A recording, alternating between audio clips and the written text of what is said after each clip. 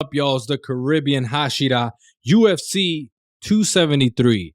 Volkanovski versus the Korean Zombie. This event goes down this upcoming Saturday, April 9th, if you are in the States, or April 10th if you're overseas. So let's start with the main card, straight from the top, all the way to the bottom. Alexander Volkanovski versus Chang Sung-young, the Korean Zombie. I got to say that the Korean Zombie is a hell of a fighter, right? Walks forward, tough, right? Has knockout power, has the first twister. And he's amazing. He's awesome. He's going against the champion in the featherweight division, of course, 145 pounds, Alexander Volkanovski, who I believe is undefeated in the UFC. He's on a tear. Amazing, everything he does. It's feints, fakes, stand switches, pressure, forward pressure, different looks. He does it all. He rattles people's brain when he's on the octagon. That being said, in this main event, who do I think is going to win? I'm going to go with the champion, Alexander Volkanovski. He's on a tear. He's amazing. He's just destroying everybody, right? The Max Holloway fight, I know the second one, a lot of people believed it was Max who won. So there will be a third fight, I believe, eventually in the future. I think Max got out of it because he was injured or something happens. And we'll see in the future if there's another Max versus Alexander part 3. In the co-main event, you have Aljamain Sterling versus Peter Yan, right? Now, if you saw the first fight, they say Aljamain, they say. Who's they? They say. Aljamain Sterling started off pretty fast against Peter Yan. And if you watch a lot of Peter Yan's, by the way, this is bantamweight, 135 pounds, right? Once again for the championship. In the last fight that they fought each other, Aljamain started very quick with the tempo, that awkward style he has, throwing punches, kicks, trying to throw a takedown, backwards fist. It was just like some shoryuken and just button smashing, but obviously the guy has technique. The guy is good. Peter Yan, like most of his fights, I believe not take the first round, but kind of studies his opponent like a supercomputer in the first round. Then in the second round, starts to initiate his offense. And then from there on, third, fourth, fifth round, from his awesome defense boxing style, it's just like an avalanche. It's just straight downhill. Once he starts his offense, he figures you out in the first round. And then the second round, he's just picking up the pace, picking up the tempo, pressuring the person to be on the heel, which is pretty much what happened in the first fight. Aljamain Sterling was doing a lot, but after like the first round, you know, Peter Yan put it on him, had him on his heel, and Aljamain was still trying to put a jab in there, put something in there so he's not on his heel and to keep Peter Yan's pressure going backwards. But as you know, Peter Yan hit him with an illegal knee, and Aljamain Sterling could not continue. So guess what? Aljamain, by disqualification, became the champion. You can think of it as you want, but he became the champion. So now they're fighting again, and to see, because Peter Yan became an interim champion when he fought Corey Sandhagen. Hell of a fight. If you haven't seen it, go watch it. However it is you watch it. Peter Yan versus Sandhagen. I like them both, man, but it was an amazing fight. So they're going to fight again. This time, hopefully no illegal blows to disqualification. We will see the improvements and who will be the true and one champion without disqualification. So who am I going for? I like them both, but what I've been seeing, Peter Yan, and I think also Peter Yan hasn't lost in the UFC that I know of. I know he lost, what is it, Magomed, was it, in the past, before coming into the UFC, but he is undefeated inside the UFC. Hell of a fighter. So I'm going to go with Peter Yan on this one. And before the co-main event, which might call it the people's main event, Gilbert Burns versus Khamzat Chimaev.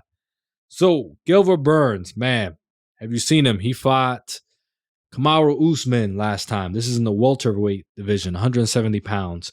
He fought Kamaru Usman last time and rocked him.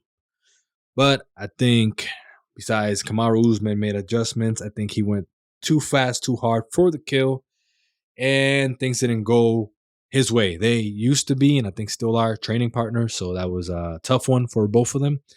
But he was right there.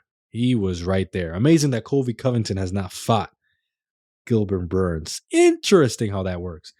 But Gilbert Burns, man, he has knockout power all around. Amazing guy, fighter, and world-class grappler. World-class. What does world-class mean? Well, I'm sure you've heard it in different channels, amazing channels that are out there. World-class meaning besides being a black belt, he's competed in world tournaments of grappling against some of the best. I think he also competed against Crone Gracie, right? Yeah, Crone Gracie in the past, and yeah, he's won a lot of tournaments. You could check all his stats and all this stuff. Hamzat Shemai is another one, right? Technically, what is it? Shenzhen? Where's he from? Sweden. I think that's what it is, right? Let me double check this to make sure I'm giving here false information. I just don't want to say just because he has a beard, he is from the Dagestan area. But let's see. Hamzat Shemaya. Yes, he is a Russian born. Swedish. Yes. Russian born Swedish. Yes, he's been on a tear. He is right now 10 wins. Undefeated, right? Barely been touched. And now he's stepping up against Gilbert Burns, which is another caliber, right? Another caliber fighter. And this is a true test. Gilbert Burns is 20 wins, 4 losses, 0 draws. But Gilbert Burns is a true test. This is a true test to see if Hamzat Shemaya, because then, there's always looking for the next superstar or Conor McGregor-esque or, Habib type of guy. So we're going to test and we're going to see Gilbert Burns versus Hamzat Shemaya's grappling or who knocks out who.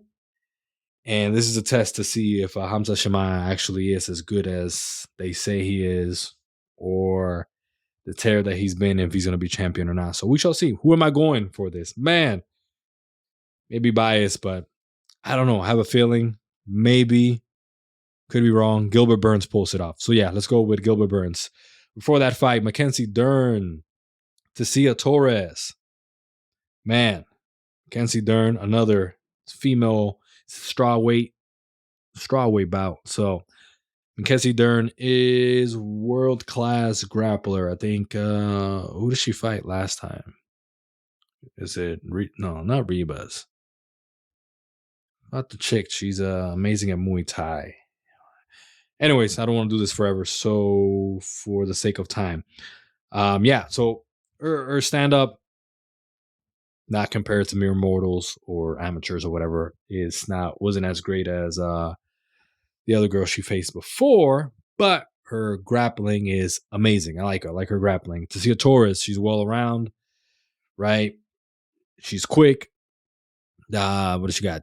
Karate, taekwondo, all that striking type of stuff, and some grappling also herself. She's complete. Who am I going with this? If Mackenzie Dern can get her done or set up the grappling, I'm going to go bias again with Mackenzie Dern. And, well, actually, the Kelvin Gastelum fight actually got canceled because he got injured. So I wanted to see that. He was supposed to fight Nasruddin Imavov, who's a hell of a fighter, also who beat Edmund Shabazian last time.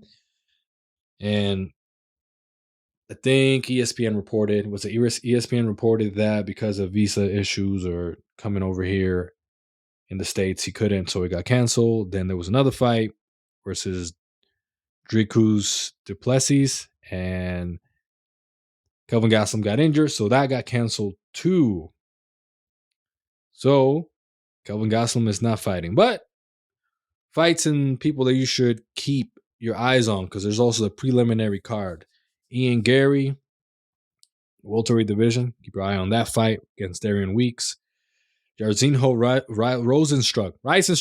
Rosenstruck Yeah, he was supposed to come with a hell of a kickboxing background, but lately things haven't been working out for him. Maybe it'll work out for him in this one. You have Aspen Ladd against Raquel Pennington. I'm going to watch that one. Mickey Gall, yes. And in the early prelims, Alexei Olenek, the boa constrictor. Keep your eye on that one. Also looking to see Kay Hansen versus Piera Rodriguez. But yeah, hell of a lot of good fights, folks. If you haven't seen, the countdown to UFC 273 is actually already out. It looked good coming out. It looks like a movie. And if you haven't seen it, I suggest you see it. I know that embeddeds and all that stuff and the weigh-ins is going to happen this week and all that. So it's a lot of good stuff to look forward to. So this will all happen Saturday or Sunday if you're overseas over there. So, all right. Hope you enjoyed this episode. Do me a favor, sidekick the subscribe button, like, comment, catchphrase, and I'm out.